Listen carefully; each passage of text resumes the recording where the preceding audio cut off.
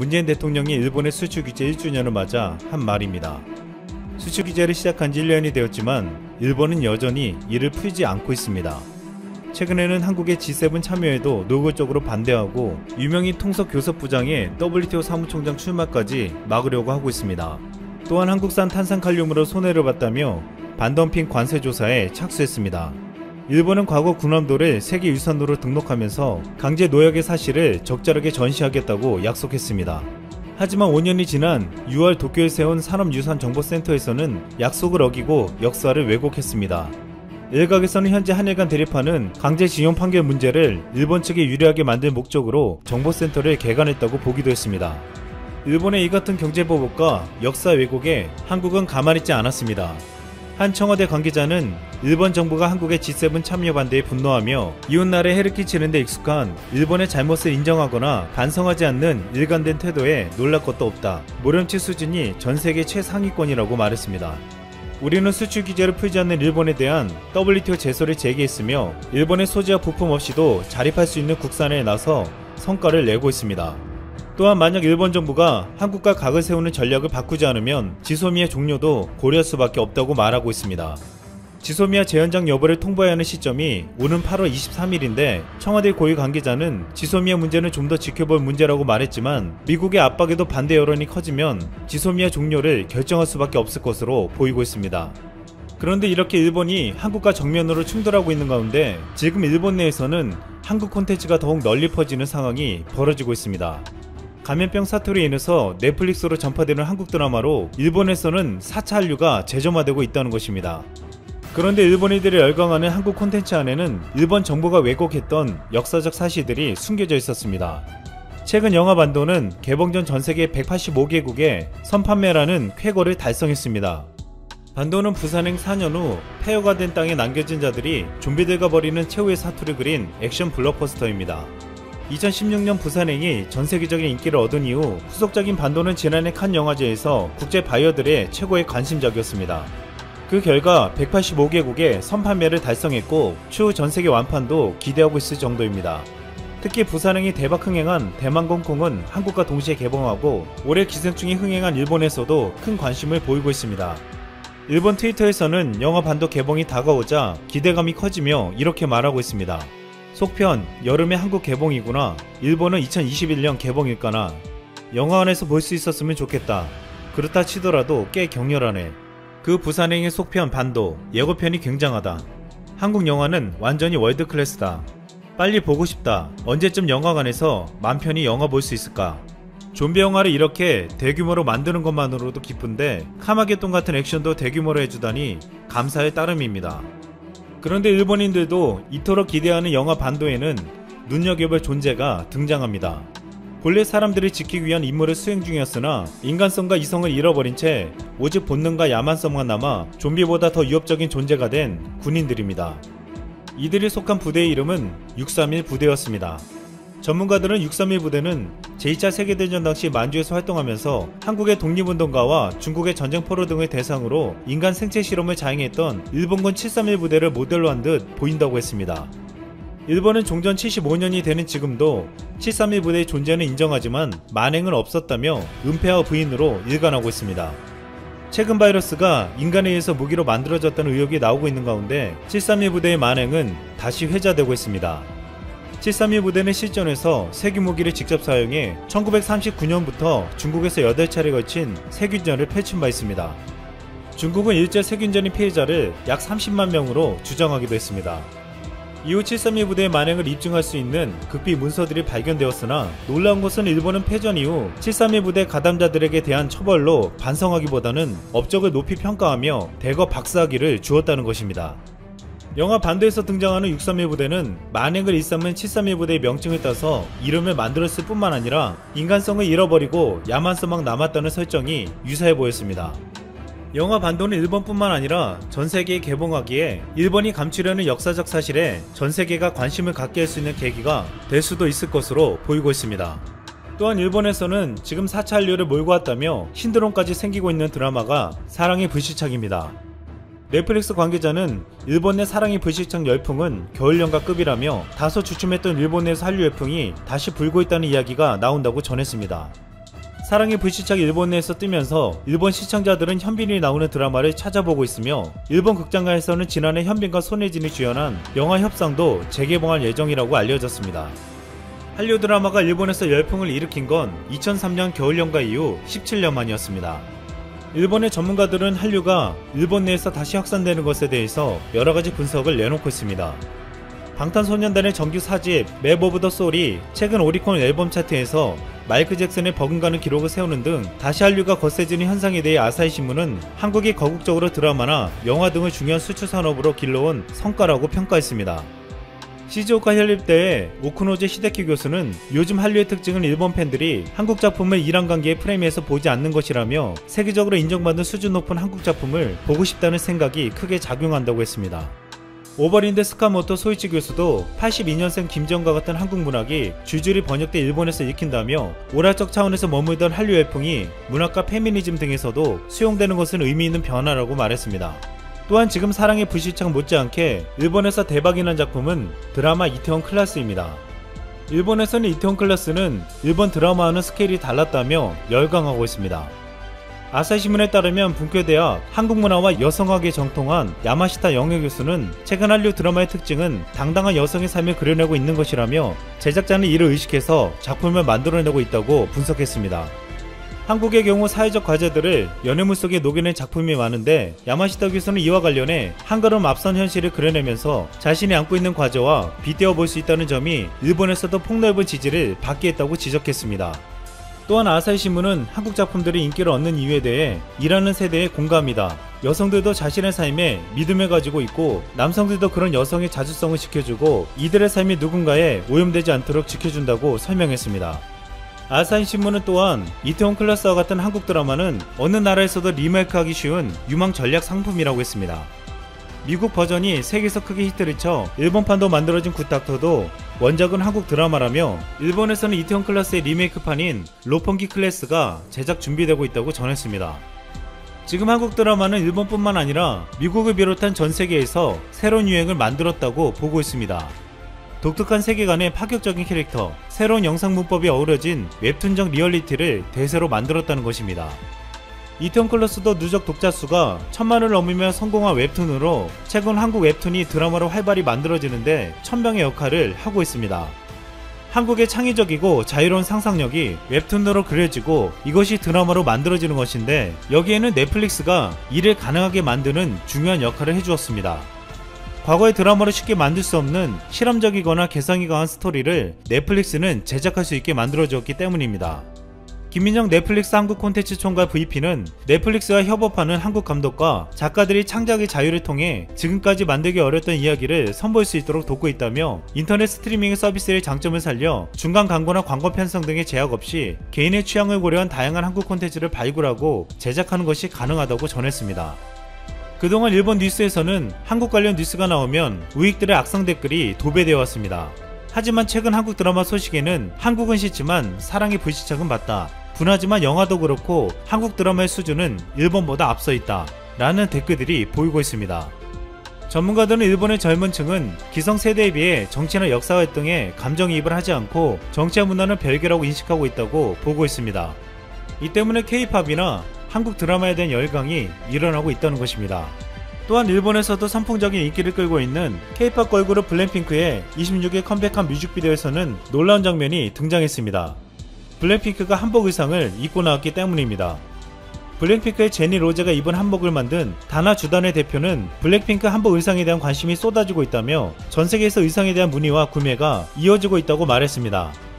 다나주단의 대표는 해외 사람들은 보통 동양풍 의상을 보면 일본 기모노를 먼저 생각하는데 이번에 블랙핑크가 한복을 입으면서 이런 의상이 한복이라는 걸 각인하게 됐다며 한복하면 일상에서 입기 어려울 것이라는 선입견이 있는데 이에 대한 인식도 바뀌는 계기가 됐으면 좋겠다고 말했습니다. 블랙핑크뿐만 아니라 방탄소년단도 한국 문화를 널리 알리는데 기여하고 있습니다. 지난달 22일 개인 믹스테이프를 낸 방탄소년단 슈가의 타이틀곡 이름은 데치타로 조선시대 행진음악인 데치타를 샘플링한 것입니다. 슈가는 이 곡으로 한국 솔로 가수로는 처음으로 지난 3일 빌보드 메인 앨범 차트와 싱글 차트에 동시에 진입하는 성과를 거뒀습니다. 판소리가 시작을 여는 이 곡의 뮤직비디오는 궁궐 등에서 촬영됐고 조선의 음악인 데치타에 대한 전세계적 관심이 쏟아지고 있습니다.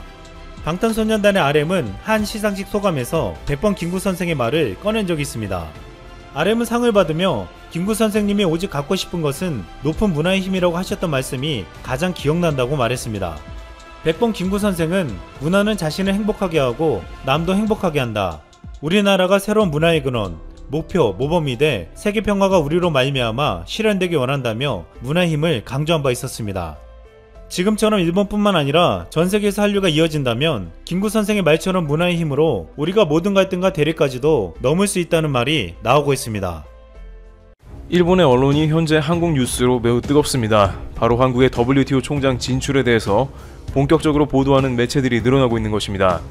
이렇게 보도가 많아지는 이유가 있습니다. 바로 한국의 유명희 산자부 통상교섭 본부장의 WTO 진출에 대해 비판을 하기 위해서입니다. 현재 일본 주요 신문들의 보도 논지를 살펴보면 얼마나 이 문제를 경계하는지 나타나고 있습니다. 수출 규제 관련 제소한 한국이 WTO 총장에 입후보하는데 과연 이것이 옳은 일이냐며 의문을 던지는 것입니다. 물론 각종 방송이나 신문에서 이런 보도가 나가는 것이 이해는 됩니다만 한국 입장에선 한 가지 우려가 됩니다. 왜냐하면 최근 일본은 한국의 G7 진출에 대해서 경계감을 가지며 반대한 바가 있기 때문입니다. 일본은 트럼프 대통령이 한국을 G7에 초대한다고 하자 즉각 반대 의사를 표명하는 모습이 나왔습니다. 따라서 이번에는 분명히 일본이 WTO 총장에 대한 반대 공작을 할 것이 분명하다는 관측이 나옵니다. WTO는 양국 간의 실질적인 수출 규제를 다루는 데다가 양국은 후쿠시마 수산물 수입 금지 등의 주제로도 다툰 바 있기 때문에 일본은 다양한 나라들을 상대로 반대표를 던지기 위한 작업에 착수한다는 것입니다. 또한 한국에서 WHO 총장에 정은경 질병관리본부장을 앉혀야 한다는 얘기가 나오자 산케이 신문에서는 일본에서도 그에 대항하여 WHO 총장 후보를 세워야 한다는 의견을 제시하고 있었습니다. 유독 일본은 한국이 국제기관의 수장이 되려고 하는 것에 대해서 극렬하게 반대하는 모습이 보입니다. 여기서 일부 균형론자들은 WTO는 양국 간의 첨예한 다툼이 달려있는 문제이므로 그러는 것이고 다른 문제에서는 항상 일본이 그렇게 한국을 반대하는 것은 아니라는 의견도 제기하는 경우가 있었습니다. 그러나 이에 관해서 2007년에 미국 유엔 대사가 폭로한 일본 모습이 이 시점에 다시 주목을 받고 있습니다. 그는 일본이 한국에 대해 마지막까지 반기문 유엔 사무총장이 되는 것에 반대표를 던졌다고 말합니다. 매우 흥미로운 것은 2007년에 미국 유엔 대사를 지낸 이는 트럼프 비판 회고록을 펴낸 존 볼턴이었다는 사실입니다. 그는 최근 트럼프 회고록을 통해서 북미 종전선언을 적극적으로 막은 것은 일본이었다고 폭로한 바 있습니다. 그는 2007년 그의 자서전 항복은 선택이 아니다를 통해서 일본에 대한 움직임을 적어놓았습니다.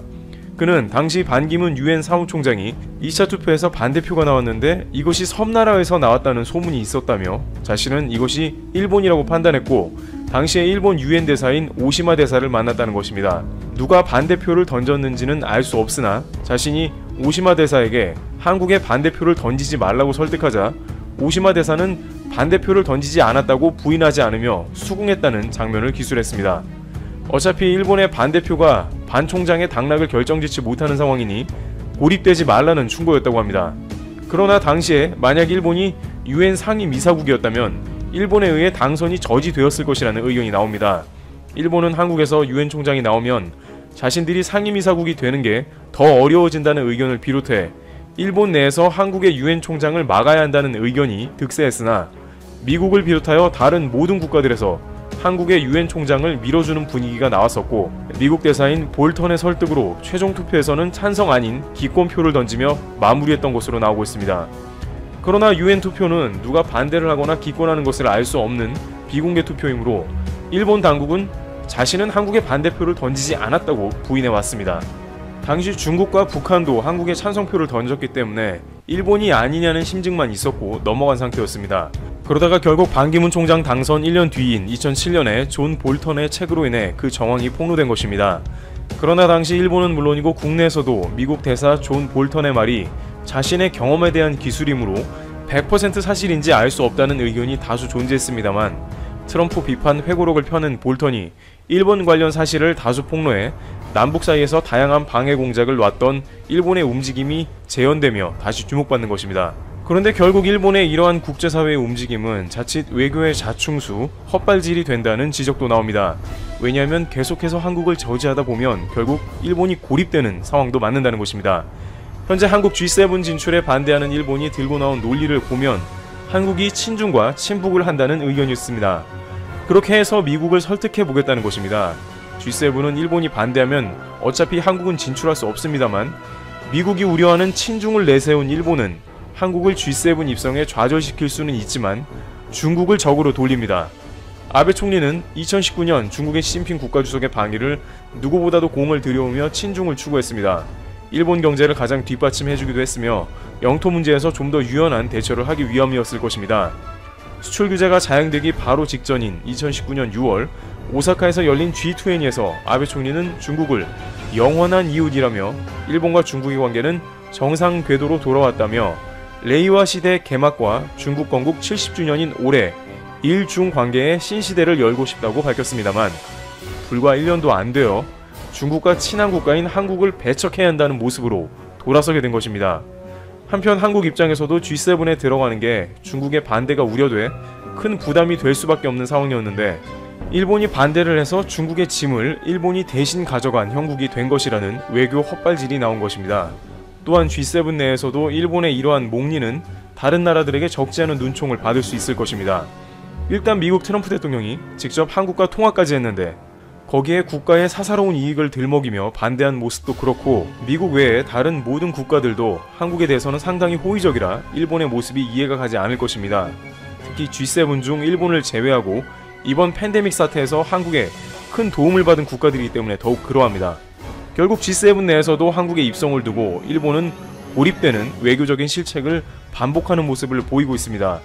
특정 국가만 막으면 된다는 자세는 국제사회에서 자국에 좋지 않은 선례를 남기므로 극단적인 상황이 오지 않는 한 대부분은 서로 반기를 들지 않는 것이 국제 관례입니다. 왜냐하면 일본도 이러면 한국의 반대에 부딪히게 될 것으로 자신들이 원하는 다양한 자리에 진출하기 어려워집니다.